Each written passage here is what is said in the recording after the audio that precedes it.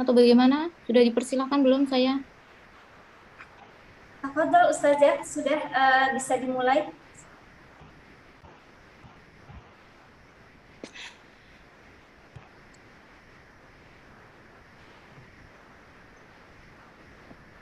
Oke, bismillah, alhamdulillah, wassalatu wassalamu ala rasulillah, wa ala alihi wa sahbihi ajma'in. Kaifa halukunna jami'an? Alhamdulillah bil khair Ustazah. Alhamdulillah Ustaz. Halo Ustazah. Ya, agak bad mood dikit tadi pas saya dipanggil-panggil. Mohon Soalnya dimaafkan Ustazah, mohon maafnya. Ya, nggak apa-apa, khairan insyaallah. Oke, saya sebenarnya udah wanti-wanti sejak lama, tapi ternyata qadarullah terjadi juga. Ya, sudah. Oke, baik, teman-teman, pada kesempatan kali ini kita sharing ringan saja. Kita nggak serius-serius banget. Kita di sini sharing, ya namanya sharing ya. Sharing itu bukan sesuatu hal yang kaku. Sesuatu yang mengalir, sesuatu yang nyantai. Dari gaya bicara saya bukan gaya bicara orang seperti ceramah, bukan.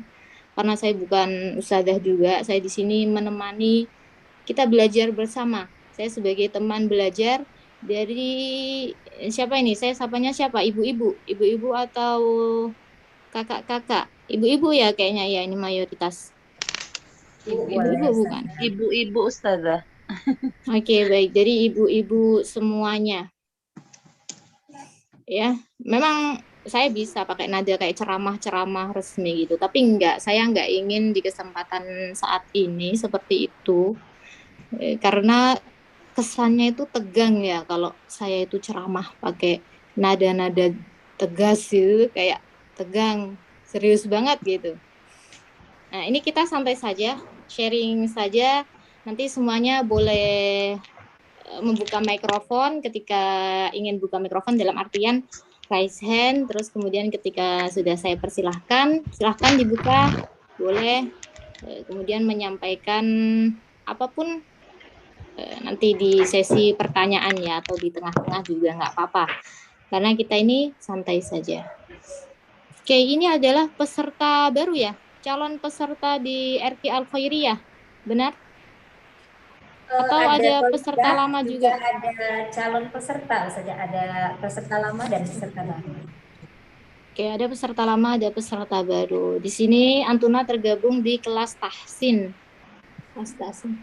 Oke, sebelumnya saya ingin tahu dong, Antuna semua yang hadir di sini sekarang, kira-kira kenapa sih kok mendaftar kelas tahsin? Ayo, kenapa? Kira-kira kenapa kok? Ya, silahkan Ibu Hikmah yang sudah raise hand terlebih dahulu. Ya, Ibu. Nah, Ustazah, Assalamualaikum warahmatullahi wabarakatuh. Waalaikumsalam warahmatullahi wabarakatuh. Ingin membaca Al-Quran lebih baik, Ustazah. Ingin membaca Al-Quran lebih baik. Kenapa Ibu kok pengen membaca Al-Quran lebih baik? Apa saya, alasannya? karena saya merasa makhraj saya belum sempurna.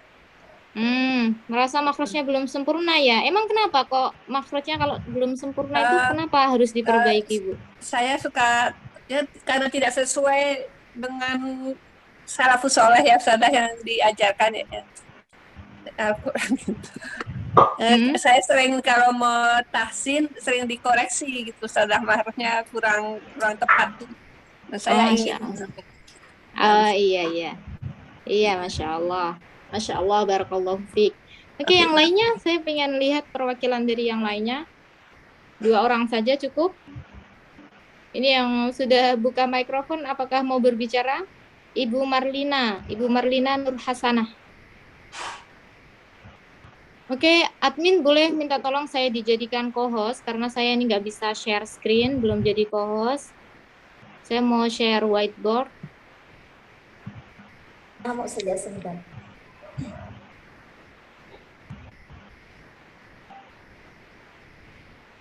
Oke, lainnya kenapa ini? Kenapa kok? Jangan-jangan ini nggak pada punya alasan ini? Iya, silakan Ibu Eli. Nah, itu saja. Assalamualaikum warahmatullahi wabarakatuh saja. Waalaikumsalam warahmatullahi wabarakatuh. Apa Ibu alasannya? Tadi yang pertama Ibu siapa tadi saya lupa. Hikmah saja. Oh, tadi hikmah yang pertama Ibu hikmah. Oke, yang Ibu barusan Ya, Ibu ini siapa yang lagi coret-coret nih? Ya, Ibu Eli, silakan Ibu. Apa alasannya Ibu? ya itu saja. Ingin memperbaiki bacaan. Kenapa kok bacaannya pingin diperbaiki? Alasannya kenapa? Emang kenapa kalau bacaannya belum baik? Masih salah. Takrijul hurufnya, panjang pendeknya masih kurang. Oke. Iya, kenapa kok harus diperbaiki? Kenapa, Bu? Ya itu. Karena kan kalau panjang pendeknya kurang, itu juga mempengaruhi artinya ya Ustazah.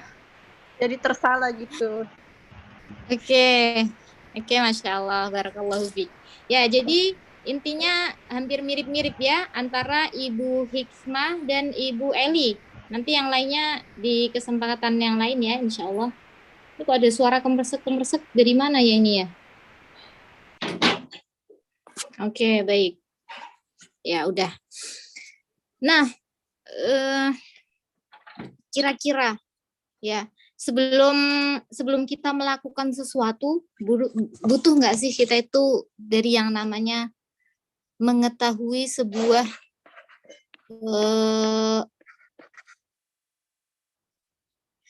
alasan atau tujuan ya. Dari alasan nanti kita bisa ngerti tujuan kita.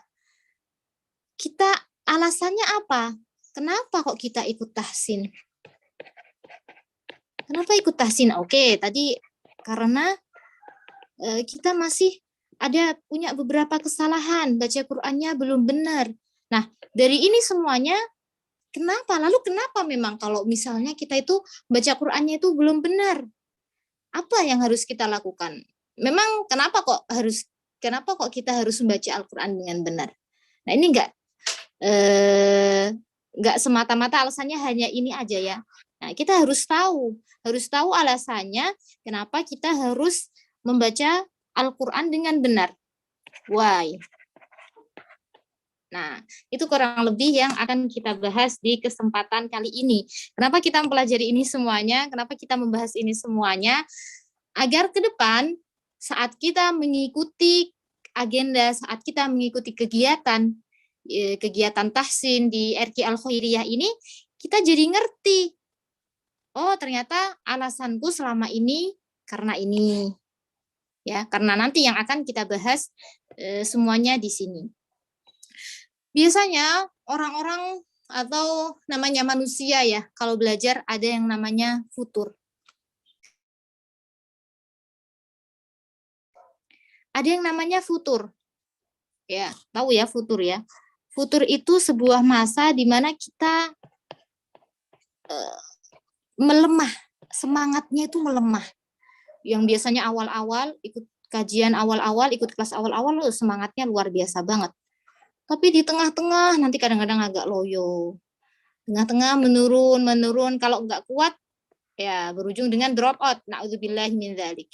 Nah, biasanya orang-orang yang drop out ini itu alasannya nggak kuat. Ya, dia nggak memiliki alasan yang kuat atau dia kurang memiliki tujuan yang jelas dalam mengikuti sebuah kegiatan. Itu biasanya. Nah, maka kita semua nggak ingin selesai di tengah perjalanan atau dalam artian keluar di tengah perjalanan tuh kita nggak ingin seperti itu. Kita inginnya semuanya selesai hingga akhir, lulus tuntas, insya Allah. Oke, baik. Ya. A'udzubillahi minasyaitonirrajim. Bismillahirrahmanirrahim. Ya ayyuhal muzammil qumil laila illa qalila nisfahu aw yanqus minhu qalila aw zid 'alaihi warattilil qur'ana tartila. Ya. Di surat Al-Muzammil ayat ke-4 warattilil qur'ana tartila. Kita akan membahas ayat ini lebih dalam. Warattilil Quran. Apa itu? Rattilil Quran. Ini udah masyhur sekali. Ayo yang tahu boleh silakan langsung membuka mikrofon saja. Warattilil Quran. Ada yang tahu makna dari warattilil Quran? Ana Ustazah. Iya, silakan. Bismillah. Kalau nggak salah itu kita disuruh membaca Al-Quran secara tartil ya. Mumtaz. Ya, mumtaz. Benar sekali. Warattilil Quran bermakna bacalah Al-Quran dengan tartil. Rottil. Rottil ini sebuah perintah, sebuah fi'lul amr, perintah. Bacalah Al-Quran dengan tartil. Itu ya. Nah, tartila. Tartila di sini sebagai masdar. Masdar itu bolehlah, kalau masdar di sini dia maksudnya adalah dengan penegasan. Artinya, kita tidak hanya diperintahkan untuk membaca Al-Quran saja dengan tartil, tapi di sini ditegaskan kembali. Benar-benar, kita benar-benar diperintahkan untuk membaca Al-Quran dengan tartil. Karena adanya masdar ini. Ya, ini masdar sebagai penegasan.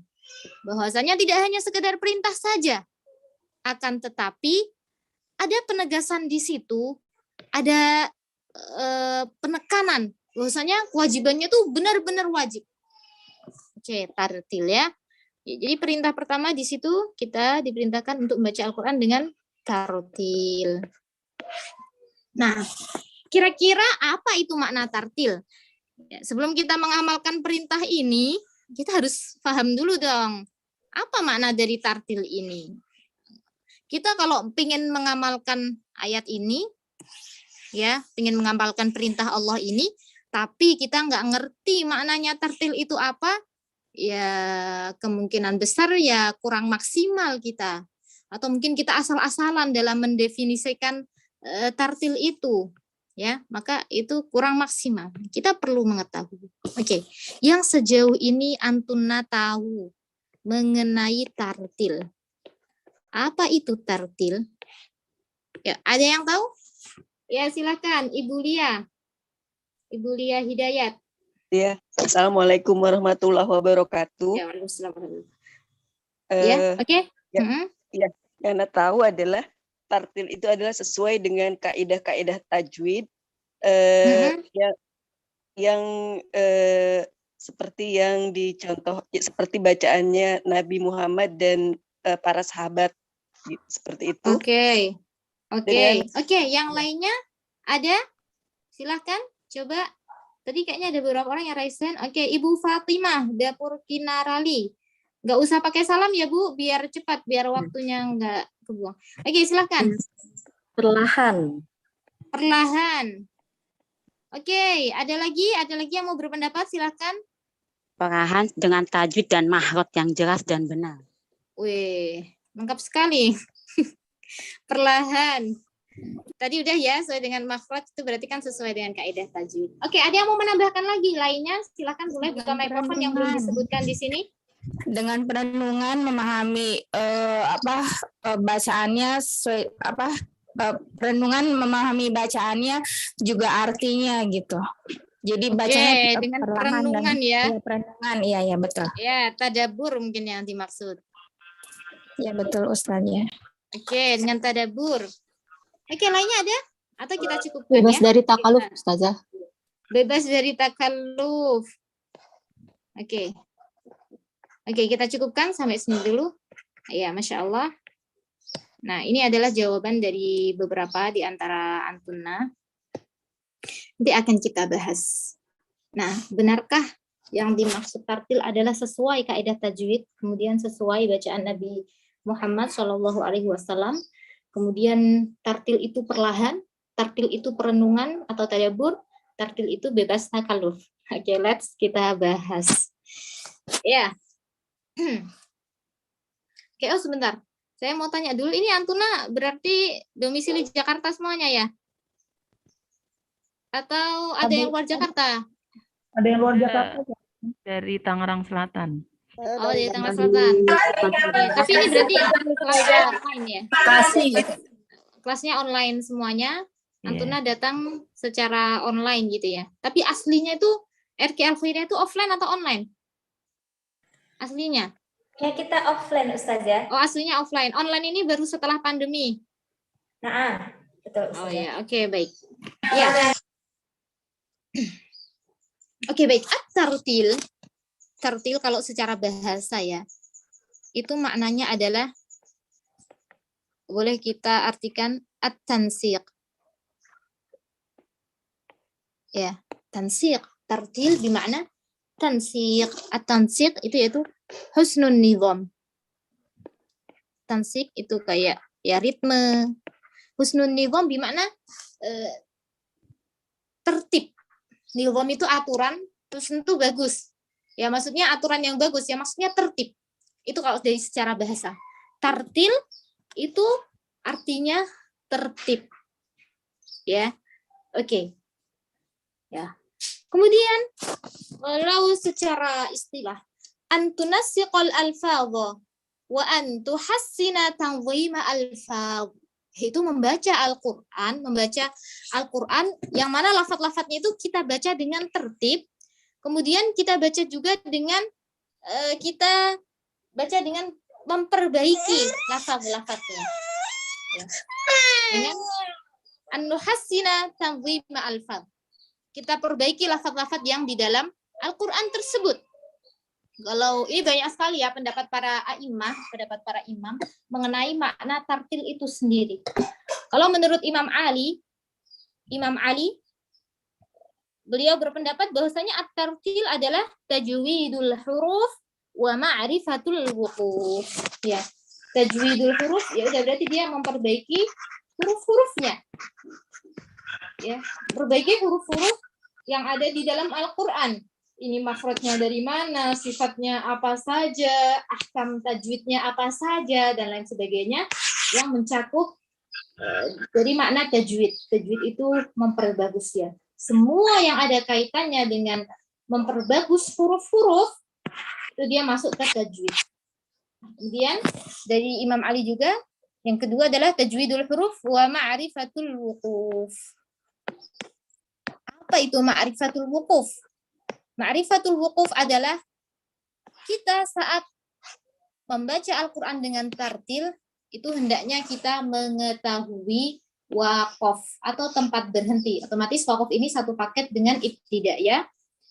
Cara berwaqaf, cara berhenti, terus kemudian cara ibtida atau cara memulai.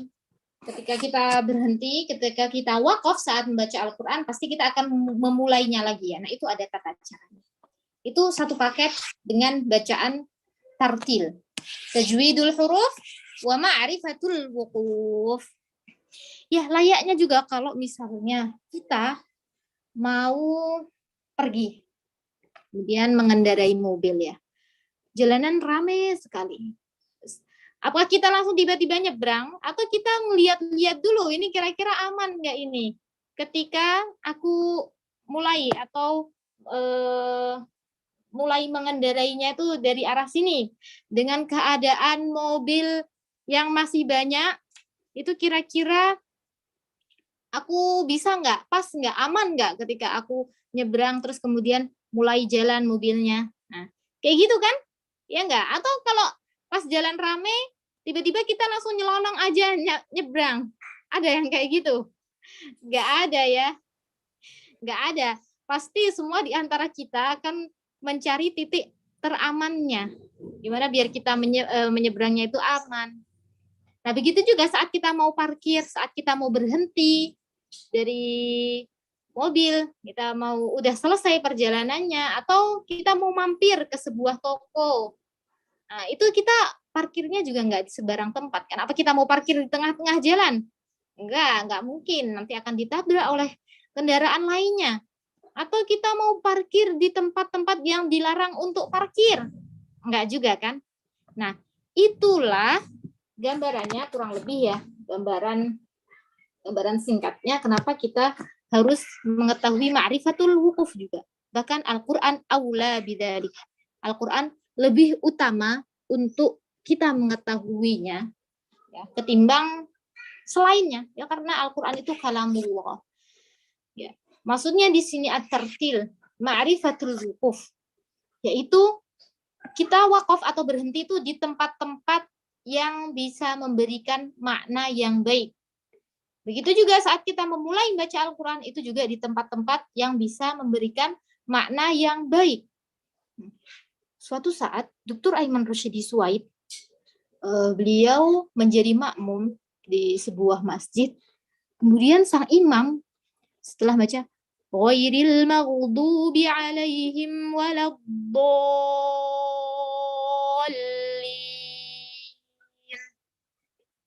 amin. Ya gitu. Terus habis itu basmalah. Bismillahirrahmanirrahim. Innani anallahu la ilaha illa ana fa'budni. Astagfirullah. Astagfirullah. Kaget. Ya. Itu hendaknya seorang imam itu tidak ibtidah atau tidak memulai membaca Al-Qur'an di kata-kata tersebut. Kenapa? Apa arti dari innani anallah? Ya, sesungguhnya akulah ini adalah Allah. La ilaha illa ana fa'budni. Ya, tidak ada Tuhan selainku, maka sembahlah aku. Nah, ini kan nggak pas. Ibtidah di sini nggak pas. Kenapa? Karena ini innani ada bomirnya aku ya. Bomir ya di sini ini kembalinya itu ke Allah, ke ayat yang sebelumnya. Bukan ayat yang ini, bukan ayat yang pertama dia baca. Kalau misalnya dia membaca pertamanya ayat tersebut, maka itu yang dimaksud adalah dirinya. Na'udzubillah, astagfirullah. Ya. Nah, makanya itu pentingnya kita mempelajari ilmu waqaf dan ibtida juga. Jadi satu paket ya. Itu at-tartil bermakna tajwidul huruf wa ma'rifatul wuquf. Oke. Ya, tadi ya. Inna apa tadi? Warattilil Qur'ana tartila. Bahwasanya kita diperintahkan untuk membaca Al-Qur'an dengan tartil, bahkan penegasan, ditegaskan sekali. Ditegaskan sekali kita diperintahkan untuk membaca Al-Qur'an secara tartil. Itu yang pertama, mengandung di ayat tersebut, mengandung poin itu. Terus kemudian walam yaktafi Rabbuna tabaraka wa ta'ala bi an ya'murana bit-tartil bal anzalahu murattalan. Ya. Bahwasanya Rabbuna, Rabb kita Allah Subhanahu wa ta'ala tidak hanya memerintahkan kita untuk membaca Al-Qur'an dengan tartil saja. Ya. Beliau tidak memerintahkan kita untuk membaca tartil saja terus kemudian sudah dilepas gitu, enggak. Bal anzalahu murattalan. Akan tetapi Allah juga menurunkan Al-Qur'an ini secara murattalan. Ya. Apa makna dari Al-Qur'an itu turun secara murattalan? Al-Qur'an itu turun dengan bertartil juga. Murattalan. Oke, mungkin selama ini yang kita ketahui Al-Qur'an itu adalah sebatas tulisan-tulisan saja yang tertulis di lembaran-lembaran kertas atau yang kita kenal dengan Al-Qur'an itu ya, dari apa tertutup dengan 2 sampul. Ya, mungkin selama ini yang kita ketahui adalah Al-Qur'an itu ya udah begitu saja. Akan tetapi ternyata kurang tepat pemahaman seperti itu. Ya. Al-Qur'an tidak hanya tulisannya saja. Al-Qur'an tidak hanya buku yang terletak di antara 2 sampul. Dia tidak hanya lembaran-lembaran yang berisi kalamullah. Tidak hanya itu. Akan tetapi Al-Qur'an juga tata cara pengucapan. Ya, maksudnya gimana? Maksudnya Al-Qur'an ini turun itu satu paket dengan tata cara pengucapannya. Ya. Tata cara bacanya, tata cara membaca Al-Qur'an, membaca ahkam-ahkamnya, makhorijul huruf, sifatul huruf, itu turun satu paket dari Allah Subhanahu wa ta'ala. Ya, Imam Ibnul Jazari dalam Manzumatul Muqaddimatul Jazariyah, manzumah yang sangat masyhur sekali ya, Mungkin Antuna sudah tidak asing dengan manzumah ini. Manzumah itu artinya kalau di dalam bahasa Arab adalah syair. Ya, boleh kita maknai syair untuk mudahnya ya. Dia syair dalam bentuk bahasa Arab. Syair Arab. Yang mana manzumah ini atau boleh kita sebutnya dengan matan nama lainnya. Ini syair Arab. Afwan, ini ada yang lagi coret-coret juga, boleh minta tolong, mungkin anaknya ini lagi coret-coret ya. Ya, yang mana syair Arab ini dia mengandung beberapa, ya tergantung ya nanti syairnya tentang apa. Tapi kalau Manzumatul Muqaddimah itu di dalamnya ada disiplin ilmu tajwid. Dia bercerita tentang tajwid.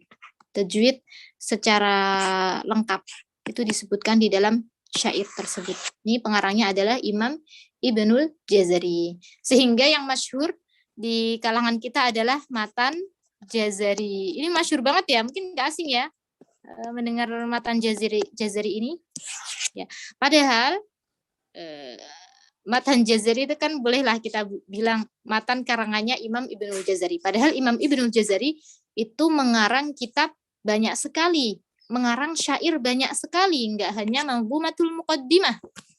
Ya, tapi udah kadung masyhur di kalangan kita. Manzumatul Muqaddimah itu sebutannya adalah Matan Jazari, tapi nama syair aslinya adalah Al-Muqaddimah.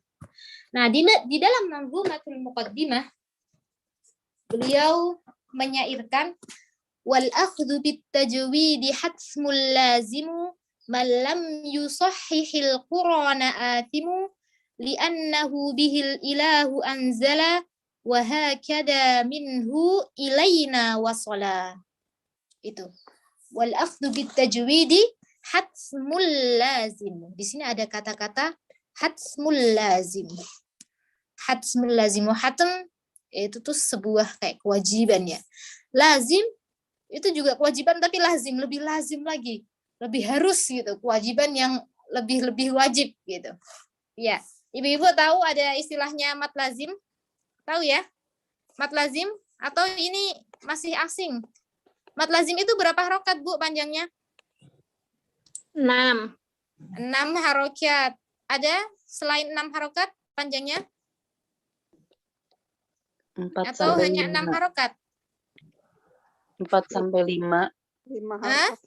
4 sampai 5. Ya, kalau yang panjangnya 4 sampai 5 mat apa namanya? Mat jais. Mat jais. wajib mutasil. Ya, wajib atau jais ya? Jais. Wajib atau jais. Ya, memang kalau di riwayat Hafiz an Asim itu seperti ini panjangnya. Tapi kalau lazim di riwayat manapun, di qiraat manapun, mat lazim itu 6 harokat. Dia nggak mungkin dibaca 4 harokat atau 5 harokat, nggak mungkin. Namanya lazim itu selalu 6 harokat. Nah, adapun wajib, wajib ini maksudnya adalah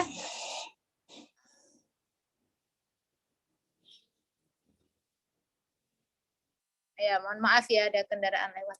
Oke, wajib di sini maknanya adalah wajib dibaca panjang, dia nggak boleh dibaca pendek.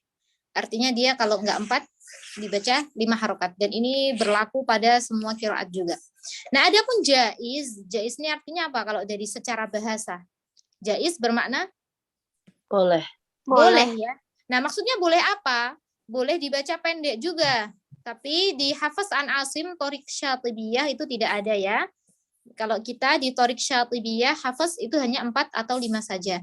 Nah, kalau jaiz itu maksudnya boleh, dia boleh dibaca qasr atau boleh dibaca pendek. Boleh dibaca 2, 3, 4, atau 5, atau 6. Tentu ini yang saya kasih warna biru di beberapa riwayat ya. Kalau di Hafiz an Asim min Thoriqi Syatibiyah itu hanya 4 atau 5 saja. Adapun 2, 3, 4, 5, 6 itu ada di riwayat lainnya. Nah, ya, maksud saya di sini saya ingin menggambarkan tentang lazim ini loh, hatmul lazim. Yang perkataan Imam Ibnul Jazari, wal akhdhu bit tajwidi hatmul lazim. Ya. Ya, antum tahu mat lazim ini 6 harokat, dia enggak ada tawarannya. Artinya kita wajib lazim, kita lazim membacanya 6 harokat, enggak boleh ketika kita membacanya 5 harokat atau ketika kita membacanya 4 harokat, enggak boleh, enggak ada penawaran di sini. Adapun mat wajib, oh dia masih bisa ada 2 pilihan. Kalau nggak 5, 4. Dan itu pun tingkatannya di bawahnya lazim. Terus kemudian kalau jaiz juga seperti itu. Dia masih boleh dibaca pendek, masih boleh dibaca 2, masih boleh dibaca 3, masih boleh dibaca 4, 5, ataupun 6. Nah, tapi kalau lazim ini enggak.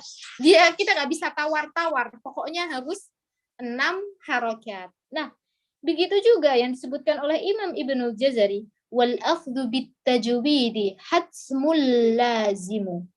Artinya ini benar-benar wajib, lazim, sebuah keharusan. Nah, al akhdhu bit tajwid bermakna ya mengambil tajwid. Mengambil tajwid itu maksudnya membaca Al-Qur'an secara murattalan mujawwadan, secara bertartil dan bertajwid. Itu hatsmul lazim. Sebuah keharusan. Malam yusahhihil Qur'ana atimu. Ya, malam yusahhihil Qur'ana atimu. Barang siapa yang tidak membenarkan bacaan Al-Qur'annya, maka atim. Ya. Atim. Apa itu atim? Atim itu berdosa. Kalau Allah sudah memerintahkan kita, warattilil Qur'ana tartila. Udah, ini adalah sebuah kewajiban. Di sini ada perintah warattil. Kita diperintahkan untuk membaca Al-Qur'an dengan tartil. Bahkan di situ ada penegasannya lagi dengan kata-kata tartila, ya. Harus benar-benar dengan tartil. Ya.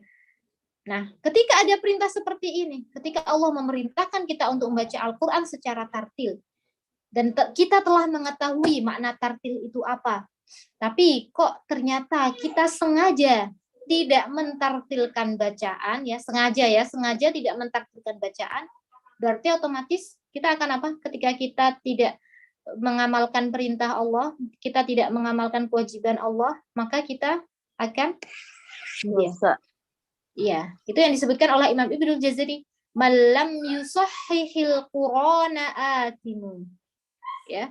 Terus kemudian li'annahu bihil ilahu anzala wa hakadha minhu ilaina wasala. Kenapa kok kita harus membaca Al-Qur'an itu dengan tartil? Li'annahu bihi al-ilahu anzala. Karena dengan tartil lah Allah menurunkan Al-Qur'an kepada kita. Jadi sampainya Al-Qur'an kepada kita itu dengan tartil. Ya. Sampainya Al-Qur'an kepada kita itu dengan tartil, dengan bacaan yang tartil. Dia ingat ya, yang tadi dia tidak hanya sekedar tulisan-tulisan saja yang termaktub dalam 2 sampul Al-Qur'an, tidak. Akan tetapi dari segi bacaan juga Allah menurunkan Al-Qur'an ini. Allah menurunkan Al-Qur'an ini dengan tartil. Nanti akan kita bahas lagi lebih detailnya. Wa hakadha minhu ilaina wasala. Dan seperti inilah yang sampai kepada kita. Artinya Allah menyampaikan, Allah menurunkan Al-Qur'an ini secara tartil, dan begitu juga yang sampai kepada kita, sampai kepada manusia kita ini, ya udah Al-Qur'an itu dibaca dengan tartil. Oke. Tartil juga boleh kita maknai dengan ada beberapa ulama lain yang berpendapat bahwasanya tartil bermakna qiraatul Qur'ani bihudu'in wa tamahhulin hatta nafhama hadhil ma'ani. Yaitu tartil bermakna membaca Al-Qur'an dengan hudu. Apa itu hudu? Ya. Hudu bermakna tenang. Ya, tartil itu membaca Al-Qur'an dengan tenang. Wa tamahhul. Tamahhul bermakna pelan-pelan. Bacanya enggak tergesa-gesa, enggak cepet-cepetan, enggak diseret-seret huruf-hurufnya. Ya. Jadi membacanya dengan tenang, dengan pelan, hatta nafhama hadhil ma'ani. Sehingga kita bisa memahami makna-makna yang terkandung di dalam Al-Qur'an. Gitu ya. Coba kalau seorang ngomong atau seseorang berpidato dengan cepat banget, gitu kayak gremeng gitu, huruf-hurufnya keseret, huruf abjadnya satu kata ke kata yang lainnya tuh dia seret-seret. Ya saya di sini berdiri atas nama ini dari sini, Kira-kira bisa dipahami nggak kita yang mendengarnya, yang menjadi muhadirnya, mustami'ahnya itu kita bisa paham nggak apa yang dia ucapkan? Tentu kita nggak paham. Ya ketika ada seorang presiden yang dia berpidato, terus pidatonya itu cepet-cepetan. Ya tentu rakyatnya nggak ada yang paham apa maksud dia. Tapi kalau misalnya dia berpidatonya atau seorang presiden berpidato dengan suara yang pelan, tenang, ya pelan tuh maksudnya nggak cepet-cepet, terus tenang juga, nggak gemerusuh, ya itu pasti akan lebih bisa dimaknai. Kata-kata yang presiden sampaikan akan lebih bisa dipahami oleh audiens, oleh para mustami'atnya.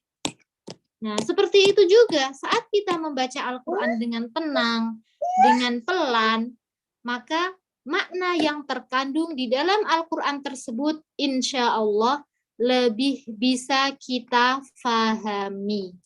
Tentu kita harus mengetahui bahasa Arab ya, minimal kalau kita belum tahu bahasa Arab, boleh kita baca terjemahannya. Ya, itu salah satu makna dari at-tartil. Terus kemudian menurut Imam Al-Qurtubi, at-tartilu huwa qiraatul Qur'an bitamahhuli wa fahmil ma'ani wa anna isra'a fi qiraatil Qur'an yufqidukal ma'ani. Nah, apa itu maksudnya?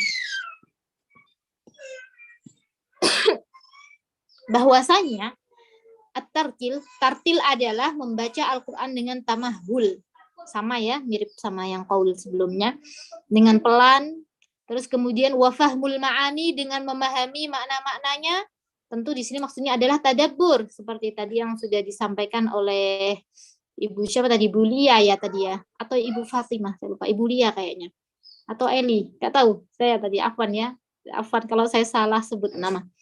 Ya, jadi dengan mentadaburinya, dengan pelan-pelan, memang tadabur itu bisa dihasilkan saat kita membaca Al-Quran dengan pelan. Kalau cepet-cepet tuh nggak bisa menghayati lah ya.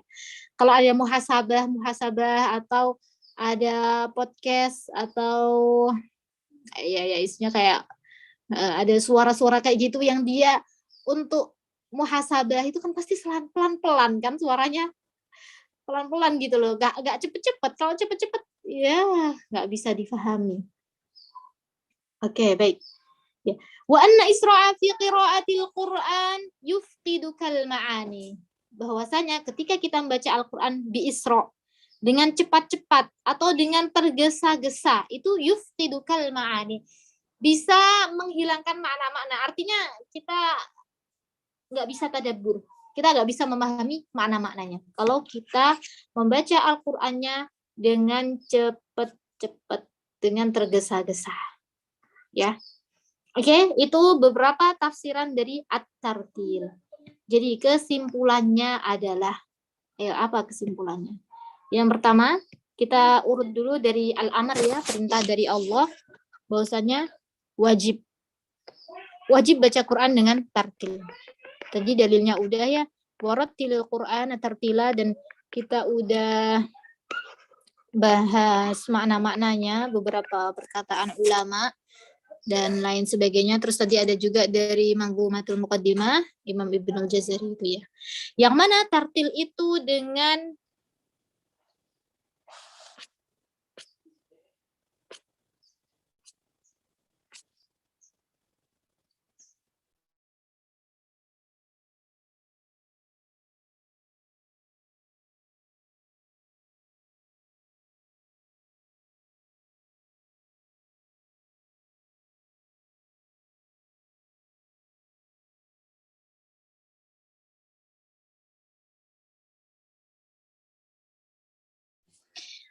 Oke, itu ya, mohon maaf. Ya, yang pertama kita diwajibkan untuk baca Al-Quran dengan tartil. Tadi dalilnya udah kita sebutkan dan tafsiran tartil itu juga udah kita maknai bersama-sama. Tadi kita baca dari beberapa aqwal ulama.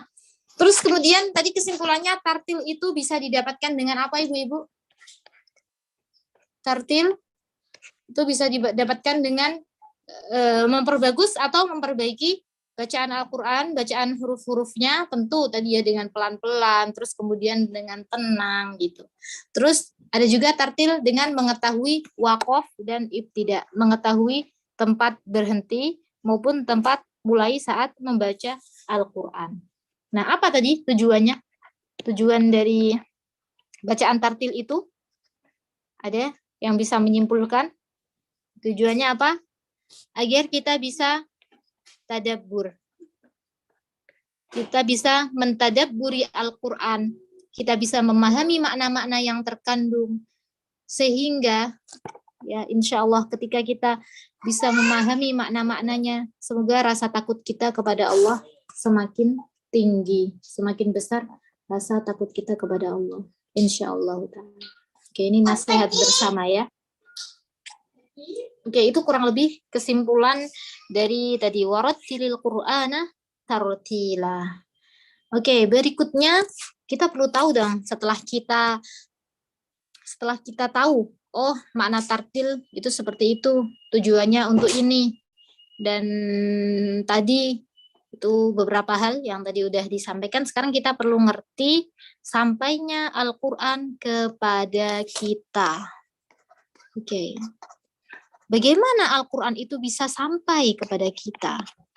Ada nggak kira-kira di antara kita yang memikirkan atau yang bertanya-tanya? Kan Al-Quran itu sudah diturunkan sejak zamannya Nabi Muhammad SAW. Udah jauh banget zaman kita kepada beliau. Berapa abad itu kira-kira? Sekitar, ini masuk ke abad 15 ya. Ya, udah ada abad 15. Ini udah lama banget. Udah memasuki abad 15, udah sekian abad. Tapi kok bisa ya Al-Qur'an sampai kepada kita? Pernah nggak ada yang bertanya-tanya seperti itu, Ibu-ibu?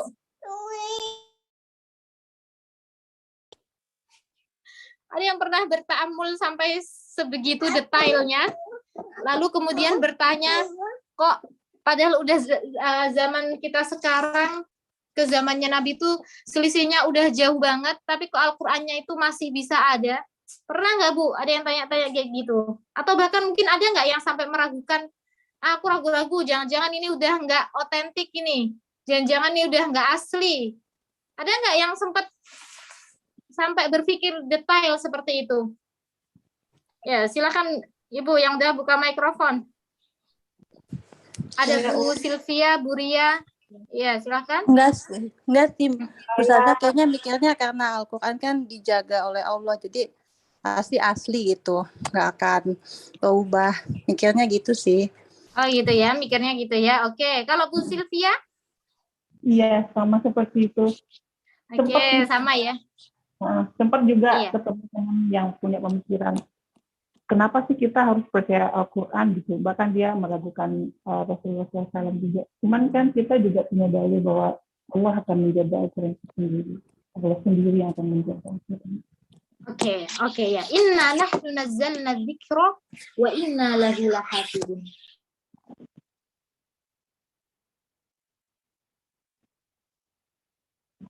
Bahwasanya Allah lah yang menurunkan adzikr. Adzikr di sini bermakna Al-Qur'annya. Allah lah yang menurunkan Al-Quran ini. Maka Allah lah yang akan menjaganya.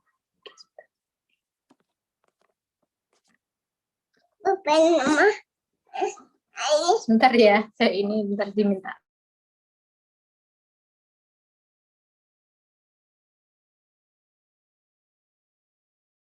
Oke, baik. Iya. Allah lah yang menurunkan Al-Quran ini dan Allah lah yang akan menjaganya. Tapi tentu ketika Allah menjaganya, ada sunnatullah yang akan berjalan. Ada, tahu ya sunnatullah. Sunnatullah itu ya sesuatu harus ada sebabnya, harus asbab-musababnya. Kayak misal sunnatullah itu kalau air itu pasti turun dari atas ke bawah. Air mancur pun nanti ke atas, nanti ujung-ujungnya turun ke bawah. Nah, hal-hal yang seperti itu. Ya, tahu lah insya Allah ini masyhur sekali sunnatullah. Begitu juga ketika Allah menurunkan Al-Quran. Dan Allah yang akan menjaganya, pasti di situ ada beberapa hal yang akan yang akan ada untuk Al-Qur'an itu bisa selalu terjaga. Ya. Oke.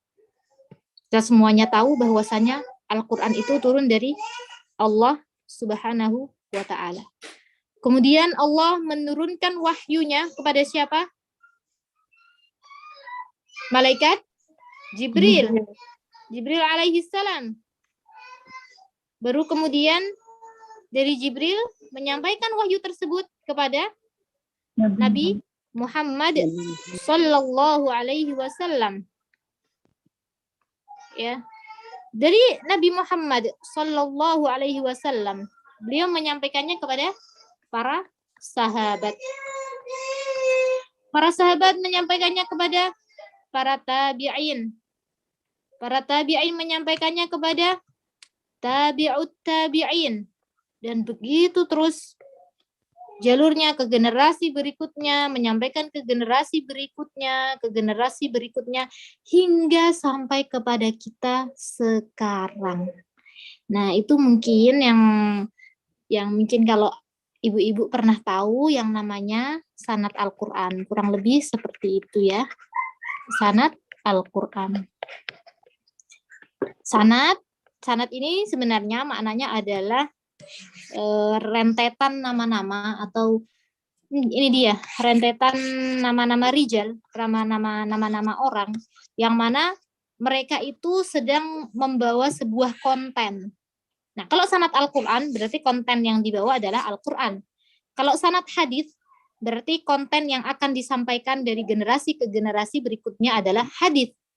Kalau sanad kitab atau sanad buku berarti konten yang akan disampaikan dari satu generasi ke generasi lainnya adalah kitab tersebut. Jadi mulai saat ini jangan salah paham lagi ya Bu, namanya sanad itu adalah kayak gitu. Kumpulan nama-nama atau orang-orang pada satu generasi, mereka menyampaikan ke generasi lainnya, dan mereka itu menyampaikan sebuah konten. Ada konten yang mereka bawa untuk mereka sampaikan kepada generasi berikutnya. Saya itu sering sekali dapat pertanyaan, Ustazah, bisa nggak saya ambil sanad? Kemudian saya tanya, sanad apa yang dimaksud? Gitu. Sanad Ustazah. Iya, sanad apa? Gitu. Ternyata nggak paham. Ternyata si penanya ini belum paham apa itu sanad. Ya, ketika dia ditanya sanad itu apa, dia nggak ngerti. Mungkin hanya mengikuti tren-tren yang ada ya. Oh, ini bacaannya tahsin bersanad. Tahsin bersanad. Ini bersanad, tapi dia nggak ngerti. Nah, insya Allah ibu-ibu setelah dari sini udah pada ngerti ya apa yang dimaksud dengan sanad tersebut. Itu saya ulangi lagi, dia merupakan silsilatul rijal atau rentetan nama-nama yang nama-nama tersebut saling menyampaikan sebuah konten dari generasi ke generasi lainnya. Kalau sanad Al-Qur'an, yaitu tadi Allah menyampaikan kepada malaikat Jibril menyampaikan kepada Nabi Muhammad menyampaikan kepada para sahabat ke tabi'in ke tabi'ut tabi'in, terus kemudian ke generasi berikutnya, hingga biiznillah ta'ala bisa sampai kepada kita semuanya. Terutama orang-orang yang memang tidak pernah mengambil sanad, itu nanti jelas ada rentetan nama-namanya seperti ini. Ya. Kalau saya dari guru saya, Syekhul Ahlam, terus kemudian dari Syekhul Ahlam, beliau mengambil dari Syekhul Rihab. Syekhul Rihab itu istrinya Dr. Aiman. Syekhul Rihab mengambilnya dari Dr. Aiman dari Dr. Syekh Abdul Aziz Uyunus Sud. Kemudian beliau dari gurunya lagi ke atas, terus hingga nyambung kepada Nabi Muhammad sallallahu alaihi wasallam, kemudian dari Jibril alaihi salam, dari Allah Subhanahu wa taala jalla jalaluhu. Itu ada sesuatu yang jelas. Sampainya Al-Qur'an kepada kita secara ucapan atau mantukon secara ucapannya itu adalah seperti itu. Jadi talaqi musyafahah, saling menyampaikan, oh ini cara bacanya tuh seperti ini cara bacanya seperti ini gitu. Ditalakikan. Ya. Kalau dalam persyaratannya itu ya. Di dalam sebelum kita proses mengambil sanad yang 30 juz, sanad Al-Qur'an maksudnya, itu yang pertama kita udah harus selesai dulu 30 juz. Nanti seorang murid akan diuji oleh gurunya bagaimana kualitas hafalannya. Dan nanti setiap guru punya minimal murid tersebut bisa lulus atau bisa mengambil sanad. Itu ada minimal sekian persen gitu. Nah, yang pertama itu ya, dia harus hafal 30 juz. Terus yang kedua, dia bacaannya udah benar, bacaan Al-Qur'annya sudah sesuai dengan yang guru tersebut diajarkan oleh gurunya. Bacaan udah oke. Terus kemudian dia juga mengerti ahkam tajwid. Ahkam tajwid dia udah ngerti. Nah, ketika ini semua syarat sudah terpenuhi, maka dia sudah siap untuk proses pengambilan sanad. Yang mana seorang murid membaca ulang hafalan 30 juznya dari surat Al-Fatihah hingga surat An-Nas, dan disetorkannya bil ghaib, tanpa melihat. Itu ya. Itu sampai sekarang masih ada. Banyak sekali yang orang-orang yang mencari sanad ini dengan persyaratan yang tadi telah disebutkan di atas. Nah, terus kalau belum hafal 30 juz gimana, Ustazah? Gimana itu kok misal belum 30 juz? Ya, nggak apa-apa. Artinya ini adalah keutamaan saja, sebuah afdholiyah, sebuah keutamaan ketika kita bisa mengambil sanad Al-Qur'an. Tapi kalau misalnya kita belum bisa, artinya ada beberapa syarat yang belum kita penuhi, maka ya udah kita belajar kepada mereka-mereka yang berkompeten di bidangnya. Ya. Karena kewajiban kita adalah bukan mencari sanad, ya. Kita kewajibannya bukan mencari sanad, tapi kewajibannya adalah warattilil Qur'ana tartila, gitu ya. Membaca Al-Qur'an dengan tartil. Sanad ini adalah salah satu bentuk penjagaan Allah dalam menyampaikan Al-Qur'an kepada kita. Oke, gitu ya. Semoga penjelasan saya bisa dipahami dengan baik. Jadi Al-Qur'an itu sampai kepada kita bisa melalui dua cara. Yang pertama, secara mantukon atau pengucapan, secara pengucapannya, yaitu melalui jalur yang tadi itu ya. Jadi musyafahah, seorang guru mentalaktikan kepada muridnya. A'udzu billahi minasyaitonir rajim. Terus kemudian muridnya ngikuti. A'udzu billahi minasyaitonir rajim. Bismillahirrahmanirrahim. Kemudian diikuti muridnya. Bismillahirrahmanirrahim. Dan ketika muridnya ada hal-hal yang salah atau pengucapan yang belum benar, maka si guru memperbaikinya hingga semua bacaannya sudah benar. Nah, itu tadi kalau yang dari mana tadi, yang di bagian ini. Nah, itu cara penyampaiannya di bagian ini tadi dengan talaqi musyafahah. Dengan si guru mencontohkan bacaan hingga sampai muridnya itu bacaannya benar semuanya. Baru setelah itu si muridnya kalau mau ambil sanad silahkan. Oke, kita lanjut. Itu Al-Qur'an Al-Qur'an bisa sampai kepada kita yang pertama dengan pengucapan. Tata caranya. Tata cara tartil itu seperti apa? Tidak bisa kita ketahui lewat ucapan. Yang pertama. Terus kemudian yang kedua, Al-Qur'an sampai kepada kita melalui tulisan.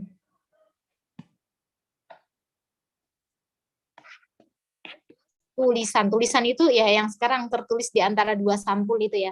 Suhuf, mushaf. Ini Al-Qur'annya ini yang tulisan-tulisannya itu. Yang mana pada zaman dahulu saat Nabi Muhammad Sallallahu Alaihi Wasallam mendapatkan wahyu dari malaikat Jibril, ya malaikat Jibril dari Allah Subhanahu Wa Taala, kemudian ya beliau ditalaki ya, maksudnya Nabi Muhammad ditalaki oleh malaikat Jibril, begini cara pengucapannya yang benar, ditalaki yang kalau di surat pertama kali wahyu itu turun ya, malaikat Jibril, Iqra ma ana biqari. aku tuh nggak bisa baca. Nabi Muhammad merupakan orang yang ummi. Dia nggak bisa baca, nggak bisa tulis juga. Ana biqari. Ya nggak bisa baca, nggak bisa tulis. Terus kemudian diajari oleh malaikat Jibril alaihi salam. Nah itu seperti itu talaqi musyafah. Nah setelah Nabi Muhammad sudah diajari malaikat Jibril, kemudian beliau menyampaikan kepada para sahabat. Ya, beliau mengajarkan kepada para sahabat. Ya. Kemudian yang menulisnya adalah para sahabat. Ya, Al-Qur'an ditulis di dalam lembaran-lembaran di tulang, terus kemudian di lembaran daun, di lembaran pelepah, batang, di batu dan lain sebagainya. Itu zamannya Nabi Muhammad. Ya. Ditulis di situ masih terpisah-pisah. Nah, kemudian di zamannya Abu Bakar radhiyallahu an, Al-Qur'an disatukan di dalam suhuf. Suhuf itu artinya lembaran-lembaran. Kalau tadi masih ada di tulang, ada di daun, batu, dan lain sebagainya. Terus di zaman Abu Bakar sudah disatukan di dalam lembaran-lembaran suhuf, di kertas-kertas. Ya. Kemudian di zaman Utsman bin Affan, jadi di zaman Abu Bakar masih satu naskahnya. Di zamannya Utsman bin Affan, Al-Quran ini di copy paste. Ya. Dicetak ulang atau ditulis ulang lah, dulu belum ada ya pencetakan. Al-Quran ditulis ulang di beberapa suhuf, di beberapa mushaf. Jadi ini ada beberapa khilaf, mungkin boleh kita ambil pendapat yang 7. Jadi ada 7 mushafnya di copy paste. Terus kemudian beliau kirimkan Al-Quran ini ke beberapa daerah muslim, ya, di beberapa daerah kaum muslimin. Tapi beliau tidak hanya mengirimkan Al-Quran ini saja, beliau juga mengirimkan satu paket dengan da'inya. Da'inya juga dikirimkan ke beberapa daerah. Ada ke Kufah, ke Syam, ke Madinah, ke Makkah, ke Yaman, ke Bahrain, Basrah, dan lain-lainnya. Gitu ya. Terus kemudian setelah zaman tersebut, Al-Quran ditulis di banyak sekali cetakan sampai la tuhsa, sampai nggak terhitung, sampai ada di zaman kita sekarang. Gitu ya. Banyak sekali, sampai sekarang kita temukan Al-Quran. Nah, ini dia 2 tata cara Al-Quran bisa sampai kepada kita. Yang pertama dengan pengucapan, yang kedua dengan tulisan. Oke, baik. Nah, ini tadi ya, ini sebagai bukti bahwasanya Allah tuh memang benar-benar menjaga Al-Quran. Sebagaimana termaktub di dalam surat Al-Hijr ayat 9, Inna nahnu nazzalna dzikra wa inna lahu lahafidhun. Ya, tadi kita udah ngerti ya bahwasanya hukum membaca Al-Quran secara tartil itu wajib. Warattilil Qur'ana tartila. Ya, itu diwajibkan. Maka ketika kita salah membaca, misalnya Ar-Rahmanir-Rahim, ini pakai hak di sini. Ya, tapi naudzubillah ada yang bacanya dengan hak. Karena dia belum belajar, belum ngerti ini makhrajnya itu di mana. Jadi dia bacanya Ar-Rahmanir-Rahim. Naudzubillah.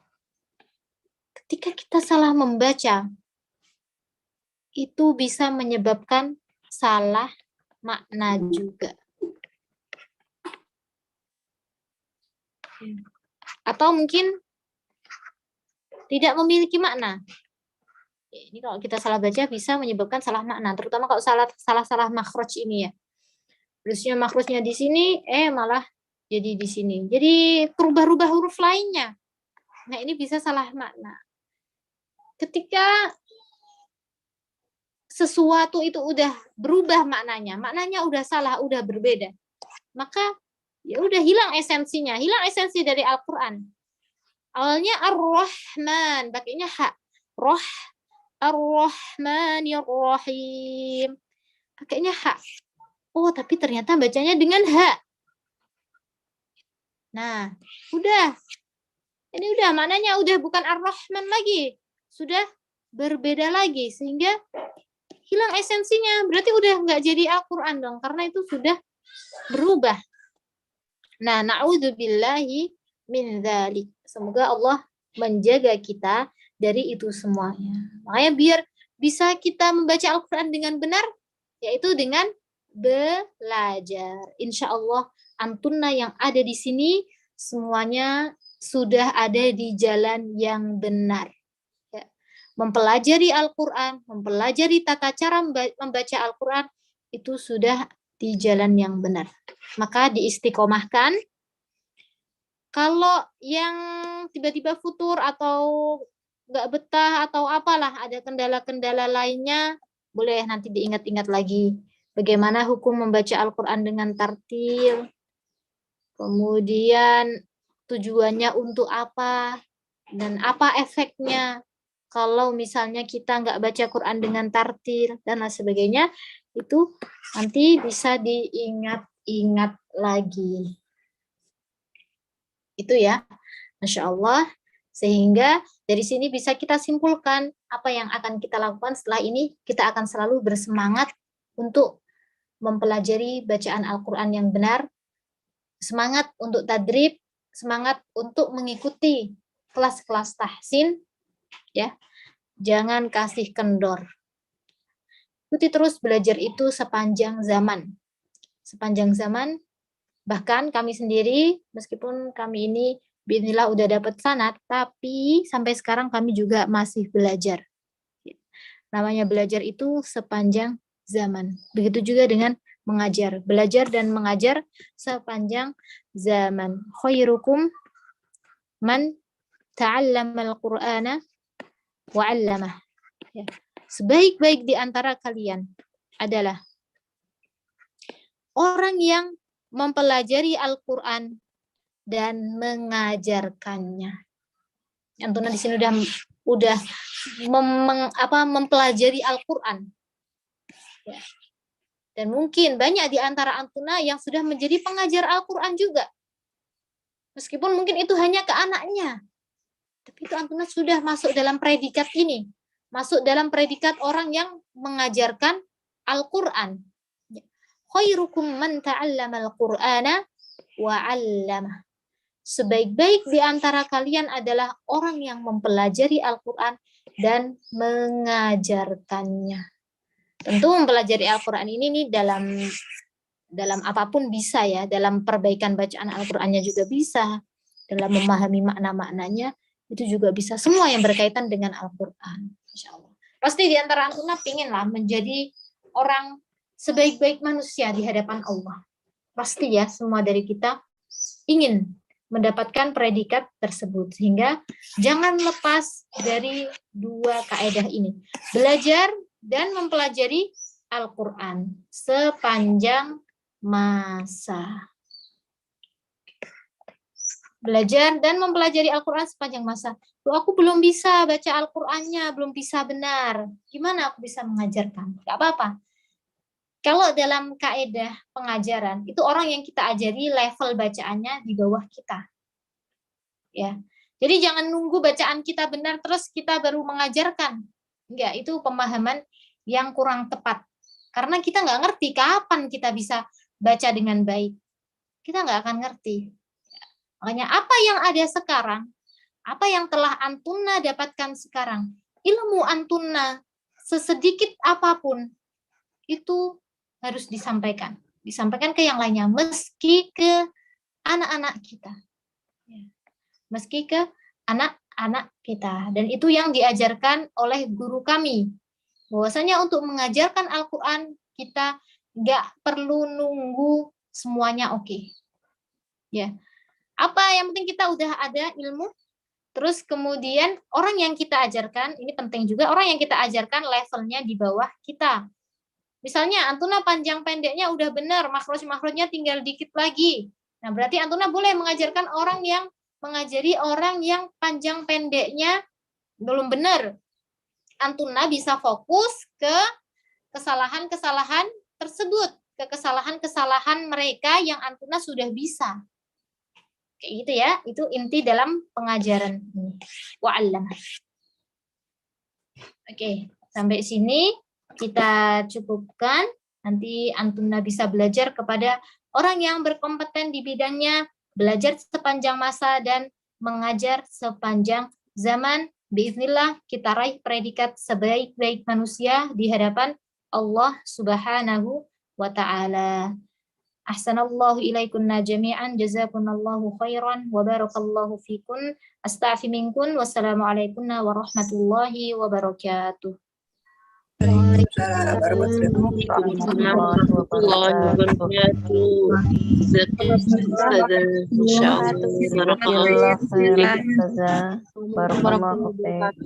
Syukur Ustazah.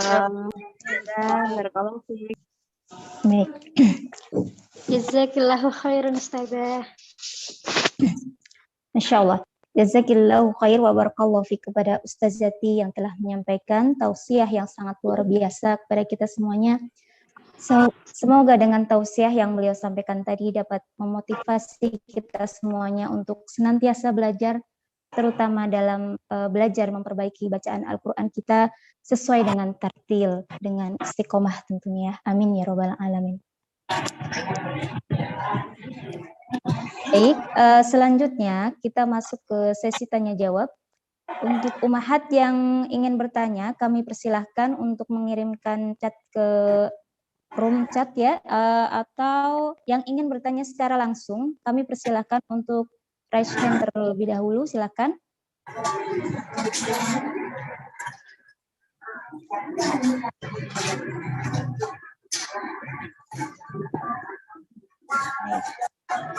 Ada Sylvia Oktarini.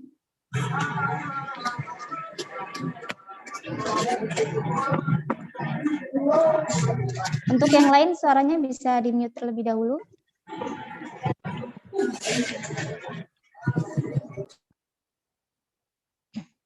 Baik. Sudah, untuk penanya langsung kami berikan kesempatan untuk 3 penanya. Yang pertama dari Sylvie Oktarini. Untuk Ibu Sylvia, boleh silakan dibuka. Ya, sudah. Ya, bismillahirrahmanirrahim.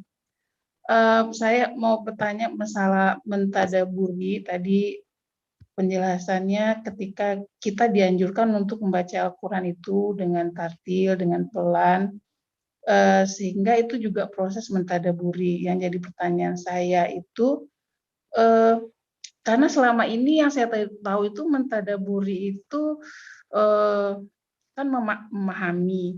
Jadi saya cenderung itu kalau mentadaburi itu baca terjemahan, Om. Nah, kalau tadi saya menangkapnya kita bisa mentadaburi dengan cara membaca Al-Quran secara pelan. Itu gimana cara memahaminya? Apakah kita dengan pelan itu, sementara kita nggak tahu makna gitu? Apa emang tetap kita harus merujuk ke terjemahan? Pertanyaannya. Boleh lebih dari satu kah, Ummu Azam? Sementara satu dulu ya. Kita berikan kesempatan untuk yang lain. Ya, itu dulu, Ummu Azam. Baik. Afan, Ustazati, apa pertanyaannya bisa langsung dijawab atau dikumpulkan terlebih dahulu? Ya, boleh. Sekarang saya jawab ya. Baik. Oke, baik. Ibu, tentu tadi sudah saya sampaikan juga ya. Tentu untuk mengetahui maknanya kita harus mengetahui bahasa Arab ya. Ya sama, itu orang Arab kalau mereka udah terbiasa ngomong bahasa Arab, mereka paham.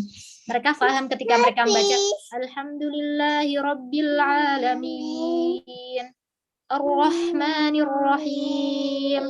Mereka paham maknanya. Itu kalau mereka bacanya dengan pelan-pelan, bihuduin wa tamahul, dengan pelan-pelan, dengan memaknai, tidak cepat-cepat ya. Ya. Oke, jadi untuk mengetahui tadabburnya kita harus ngerti maknanya Al-Qur'an, kita harus paham bahasa Arab. Nah, terus kalau belum bisa gimana? Kalau belum bisa, silahkan membaca terjemahnya, membaca artinya. Kayak gitu Ibu ya, sudah bisa dipahami dengan baik? Alhamdulillah. Ya bisa dipahami. Insya Allah. Terima kasih Jazakallah khair. Baik. Untuk penanya kedua, silakan kami persilakan untuk Novita Sari untuk dibuka mic-nya. Bismillahirrahmanirrahim.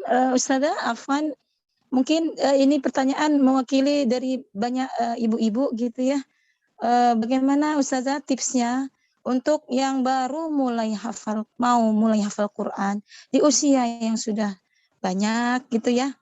Bagaimana caranya Ustazah? Apakah kami dengan tadi ya dengan bahasa Arab yang juga belum hafal terjemah? Bagaimana kami ini Ustazah untuk memulainya, kemudian untuk dapat istiqomah juga ya, kadang-kadang tadi futur tadi Ustazah, menghindari futur dari menghafal Al-Quran ini seperti apa? Mungkin mohon tipsnya ya Ustazah buat kita-kita. Jazakillahu khairan sebelumnya Ustazah.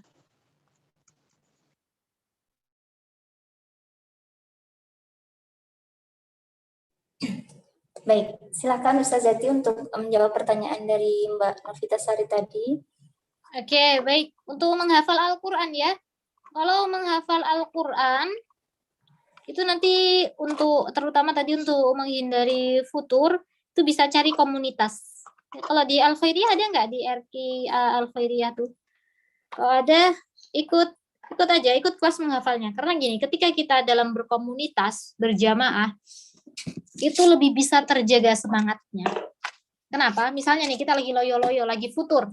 Melihat temennya yang semangat, dia udah kayak gitu, dia udah mencapai target hari ini, aku belum. Nah, dari situ kita bisa terpacu lagi untuk semangatnya. Terus kemudian, dengan berkomunitas juga, ada yang menasehati kita, ada yang mengingatkan kita. Misalnya kita lagi loyo, lagi lemes, lagi futur, lagi nggak bersemangat, nanti ada teman-teman kita itu dalam komunitas yang menasihati kita. Kenapa sih ditanya? Terus kemudian kenapa kayak gitu? Apa yang menyebabkannya? Terus dicarikan solusi bersamanya. Nah, pentingnya banget berkomunitas dalam menghafal Al-Quran. Meskipun saya pernah jumpai juga orang-orang yang memang bisa selesai hafal Quran sendiri. Artinya dia tanpa komunitas. Itu ada juga yang memang himmahnya aliyah banget ya, himmahnya tinggi banget. Itu kalau untuk menghindari futur bisa komunitas gitu. Nanti bisa Antuna buat sendiri dan lain sebagainya lah, bebas. Pokoknya cari aja kelas-kelas menghafal Al-Quran. Online banyak banget ya. Ada di beberapa tempat tersebar, banyak sekali. Lebih sekarang ini sejak pandemi. Terus kemudian tipsnya ya udah mulai aja. Kalau memang Antuna itu pengen menghafal Al-Quran, udah mulai detik ini mulai. Jangan ditunda-tunda, segera cari kelas-kelas menghafal Al-Quran. Ikuti itu, kalau misalnya Antuna mampu dan ada kesempatan, silahkan diikuti. Dan pastikan kelas yang Antuna ikuti adalah kelas-kelas yang memang punya aturan ya. Dia di situ nggak dibebaskan. Antuna terserah mau gimana-gimana nggak. Tapi yang punya aturan, yang tertata dengan rapi. Jadi agar Antuna juga termotivasi untuk menyelesaikan target-targetnya. Oke, gitu Ibu ya. Baik, jazakallah khair Ustazah. Yang ketiga, penanya yang ketiga mungkin saya akan baca dari chatnya ya. Sebentar. Ustazah izin bertanya, bagaimana agar lisan tidak kaku? Jadi maksudnya kita belajar makharijul huruf, kemudian ketika melafalkan per huruf itu mudah lisan melafalkannya, tapi ketika membaca di ayat ada perasaan ragu, sudah benar belum, seperti itu saja. Jadi maksudnya kayak ketika sudah belajar makharijul huruf ini kan dia sudah bisa, tetapi ketika ingin melafalkannya itu ada ragu-ragu sudah benar atau belum. Itu gimana Ustazah? Ya, keraguan itu bisa hilang dengan ilmu. Itu kemungkinan besar kalau masih ragu-ragu ilmunya belum ajek, belum mantap. Nah, oke, saya bahas dulu dari pertama ya, untuk meninggalkan kekakuan atau takalluf. Takalluf itu bisa hilang dengan sering latihan. Kalau misal masih awal-awal, tahap awal pembelajaran atau awal belajar, itu wajar kalau misal takalluf masih berlebihan dalam membaca Al-Qur'annya, masih lebay banget, huruf-hurufnya ditekan-tekan. Alhamdulillahi Rabbil Alamin. Itu ditekan-tekan semuanya. Kayak enggak belum bisa santai gitu ya. Ya, sebenarnya membaca Al-Quran itu dengan santai. Bil lutofi fin lutofi bila ta'assufi. Baca Al-Quran itu dengan lembut, dengan santai, dengan lutof ya. Bila ta'assuf, tanpa ditekan-tekan, tanpa kekakuan. Alhamdulillahi Rabbil Alamin. Ar-Rahmanir-Rahim. Kayak gitu, santai aja. Nah, tapi biasanya kalau masih awal-awal belajar, itu sering sekali akan terjadi takalluf. Itu sering banget. Nggak apa-apa. Nanti insya Allah takalluf itu akan hilang dengan sendirinya ketika Antuna sudah bisa melafadzkan dengan benar. Ya, biasanya takalluf itu karena masih mencari-cari ini makhrajnya di mana ya, terus ini udah benar belum ya? Ya, kayak gitu. Itu biasanya masih kalau proses-proses kayak gitu itu masih proses yang namanya takalluf, masih berlebih-lebihan nanti biasanya ngucapinnya. Dia masih berusaha untuk menemukan makhraj yang tepat sehingga lidahnya ini, anggota pengucapannya belum bisa santai, belum bisa luwes, masih terkesan kaku. Dan itu nanti bisa hilang dengan seiring berjalannya waktu, seiring dengan banyaknya tadrib, Antuna sering-sering tadrib, terus kemudian jangan lupa cari ilmunya juga, biar nggak ragu-ragu. Kayak gitu ya. Baik. Untuk yang terakhir mungkin ya, silakan yang sudah raise hand, Mbak Nur Alia, bisa dibuka mic-nya. Assalamualaikum warahmatullahi wabarakatuh, Ustazah. Ini mau bertanya masalah menghafal di usia-usia yang 50-an ke atas itu, masalah menghafal itu agak ini ya, agak sulit untuk kayak konsisten gitu ya, Ustazah. Saya pengen ini minta trik-triknya gitu untuk gimana sih cara menghafal pada usia-usia yang emang sehingga kita di usia-usia seperti itu untuk menghafal lebih bersemangat lagi gitu, maknanya ya lebih banyak hafalan gitu. Terkadang kan hafalannya belum nambah-nambah. Itu aja. Terus masalah ini juga dalam membaca itu kadang suka agak kurang konsisten gitu. Misalkan ketika di talaki sama guru beberapa kali benar, tapi ketika disuruh ini lagi salah lagi gitu. Nah, terkadang yang saya alami seperti itu gitu. Ini minta trik-triknya gimana gitu untuk di usia-usia yang di atas 50 tahun ke atas itu gitu, untuk lebih konsisten lagi gitu. Itu aja, Ustazah. Assalamualaikum warahmatullahi wabarakatuh. Waalaikumsalam warahmatullahi wabarakatuh. Baik, jazakillah Bu Nur Alia. Tafadhol Ustazah untuk menjawab pertanyaan Ibu Nur Alia. Oke, pertanyaan yang tentang menghafal sebenarnya jawabannya sama aja. Silahkan cari komunitas yang aturan-aturan dalam komunitas tersebut, tentu komunitas menghafal Al-Quran ya, yang sesuai dengan keadaan Ibu. Usia itu tidak menjadikan alasan kita untuk tidak menghafal Al-Quran. Tidak. Saya sering sekali mendapatkan cerita, bahkan di depan mata saya juga itu ada, itu ibu-ibu atau nenek-nenek selesai menghafalkan Al-Quran itu justru di usia 65. Justru usia-usia seperti itu banyak sekali. Bahkan saya ada tuh kelas menghafal Quran juga, itu mereka Masya Allah pesertanya tuh ibu-ibu juga, usia 50 ke atas ada beberapa. Itu mereka setiap 2 bulan Masya Allah menyelesaikan hafalan 1 juz. Masya Allah, usianya sudah tua-tua, Bu. 50 ke atas, bahkan mungkin beberapa 60 ke atas.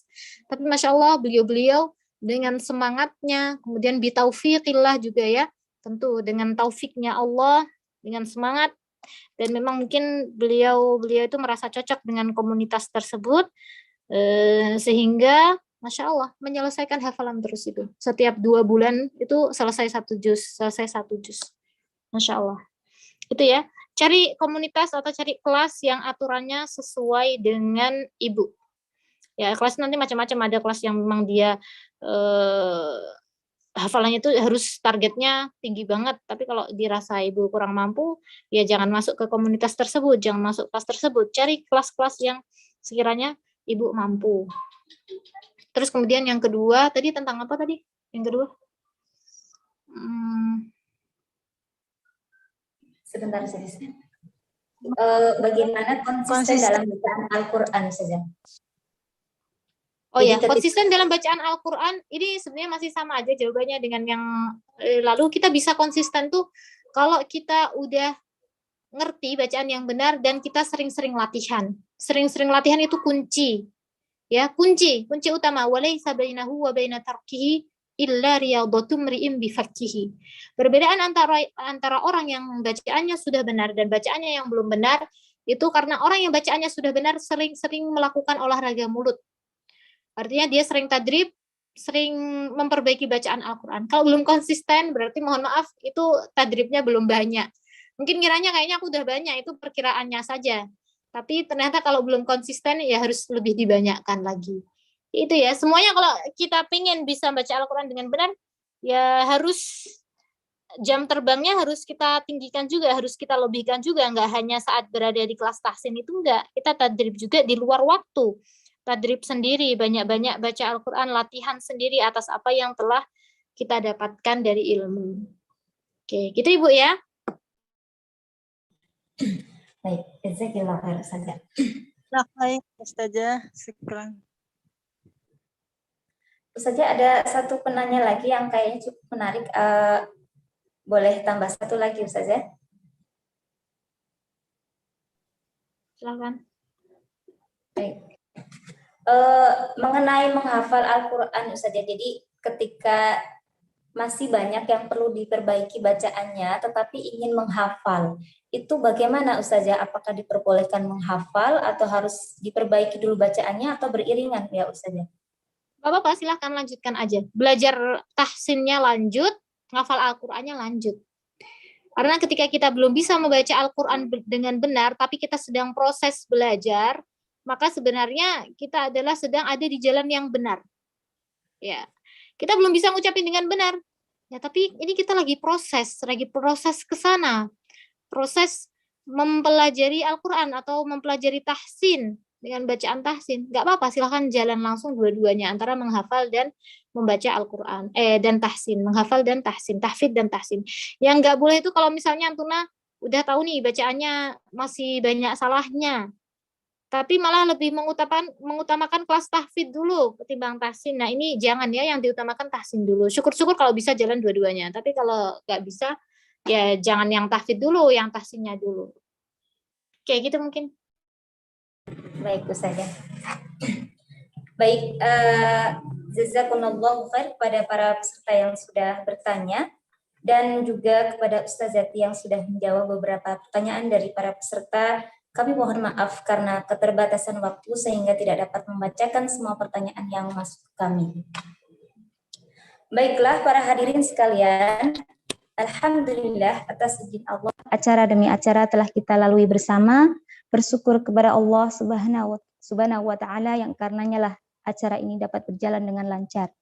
Kami juga mengucapkan jazakumullahu khairan kepada segenap panitia penyelenggara, para peserta baik tholibah maupun mustami'ah, serta semua pihak yang terlibat dalam acara kuliah perdana ini atas kerjasama yang terjalin dengan baik sehingga acara ini dapat terlaksana dengan lancar. Semoga Allah menggantikan dengan pahala lebih yang akan memberatkan timbangan kebaikan kita kelak di yaumil akhir. Amin. Dan tidak lupa pula saya selaku pembawa acara memohon maaf kepada seluruh peserta apabila ada kekurangan dalam penyampaian kata, dalam kendala sinyal, dalam acara ini, mohon dimaafkan. Kita masuk ke acara yang terakhir yaitu penutup. Mari kita tutup acara ini dengan membaca istighfar 3 kali. Astagfirullah wa atubu ilaih, astagfirullah wa atubu ilaih, astagfirullah wa atubu ilaih. Dan doa kafaratul majelis. Subhanakallahumma wa bihamdika asyhadu an la ilaha illa anta astaghfiruka wa atubu ilaik. Jazakumullahu khairan wa barakallahu fikum jami'an.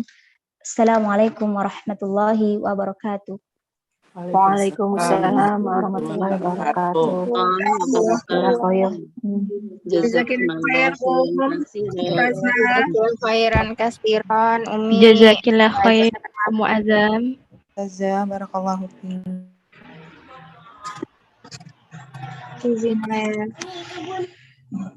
Assalamualaikum warahmatullahi wabarakatuh.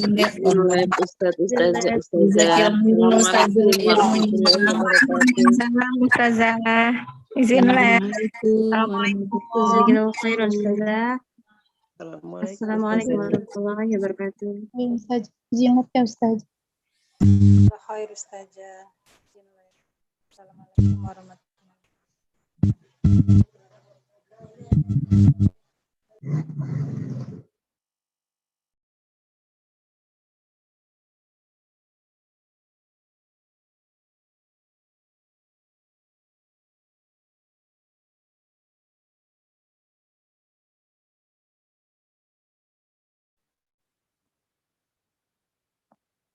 Bu Ella, apa kabar?